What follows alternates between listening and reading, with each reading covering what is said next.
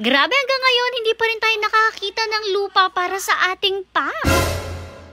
Kinondisyon na naman agad natin etong si McQueen, maaga pa lang kasi nga ngayong araw ay may lakad tayo. Syempre, binusog na rin nga ni Mother si McQueen, fuel tank na at dalawang sasakyan rin nga ang dala natin dahil whole family na naman tayo ngayon na lalayas. Pero feel ko alam nyo na to dahil hindi nga tayo mga usualize dahil ngayon ay may agenda talaga kami na mahalaga at magtitingin na naman nga po tayo ng mga lupa. Yes guys, ibig sabihin lang nun, alam nyo na ang desisyon natin, hindi talaga natin nagustuhan yung huling tiningnan natin dahil nga may mga reasons kami kung bakit. Hay nako, siguro nga pang 50 plus na to beses naming naghala-lot hunting at talagang pinupuntahan namin pero wala pa rin kaming mapili, talaga nakakaloka. Samantalang excited pa naman kami na makahanap na nga ng lupa finally na pwede natin pagpapagawaan ng bagong mansyon. Pero ewan ko ba, parang medyo mailap sa atin ang tadhana at hindi pa talaga tayo pagpakitaan ng lupa na perfect para sa ating pack members. Yun nga ay dahil may mga specific talaga tayong gusto. Bago ko nga banggitin ulit yan sa inyo ay heto, dumaan nga muna kami sa kainan syempre. Dahil nga kung busog na at full tank na si McQueen, kailangan tayo rin ay full tank dahil malayo-layo ang biyahe at medyo madami-daming lupa ang titingnan natin for today. Kaya naman kailangan dire-diretso talaga ang ating pagtitingin para rin nga makauwi na rin tayo agad sa ating pack members afterwards. For today naman, naghanap na lang rin nga kami ng kakainan sa may daan namin at dito nga kami napatigil sa Domex. Actually, first time rin talaga namin na makapunta dito at heto nga pagpasok nagulat si na Mother kasi meron dito mga stante na may lamang mga kung anik-anik. Syempre,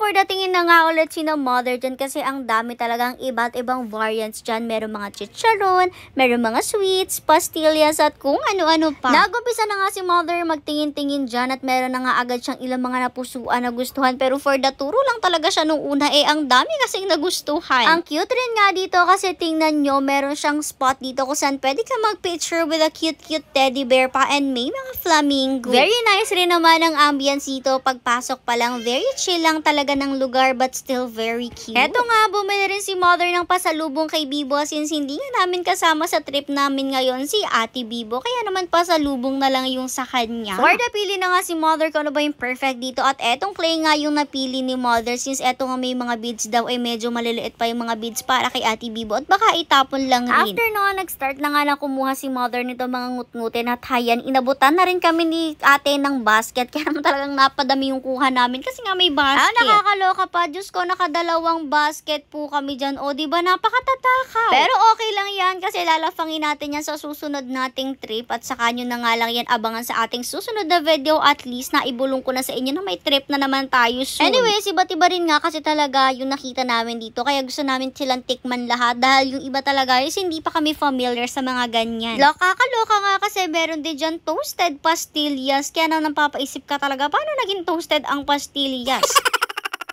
Anyways, after nga po namin dyan, heto for the order na nga kami. Medyo napasarap ang pamimili namin at hindi agad kami nako-order. Buti na lang nga, hindi rin katagalan yung food dito since hinihintay na rin nga tayo ng ahente ng lupa nung time na to. Kaya for the lafang na talaga kami dyan. Nag-uwi pa nga kami dito ng mga coffee for the takeout para nga po may malafang kami habang nasa biyahe kasi napakalayo na naman ang biyahe namin. Paano ba naman kasi dito na naman nga tayo naghanap sa may San Juan, Batangas since dito talaga yung gusto namin na place. Gusto kasi talaga namin guys is Batangas pa rin since alam nyo talagang tubong Batanggenyo na tayo at syempre dito sa San Juan maganda talaga since presko at marami talaga dito mga lupa pa. Para sa first lupa nga, heto guys, tingnan nyo talagang si Mother ay magnet na mga aso kasi nakipagkulitan pa siya sa mga doggies na nandito habang papunta nga dun sa first lupa na titingnan. Itong first lupa sa daan pa lang talagang medyo tagilid na kasi tingnan nyo pang isang sasakyan talaga yung pwedeng dumaan at medyo pahirapan talagang sisiksik ka sa gilid para makadaan yung kasalubong mo kung meron man. Pero ang isa pa nga na hindi nagustuhan ni Mother dito is sobrang papasok siya as in may mga bahay talaga sa pinakaharap. Kita nyo nga itong mga nadadaanan natin na bahay o diba talaga may mga bahay tapos dito pa sa likod yung atin kasi nga daw ito guys is 1 hectare talaga. Pero yung kalahati nga daw around 5,000 square meters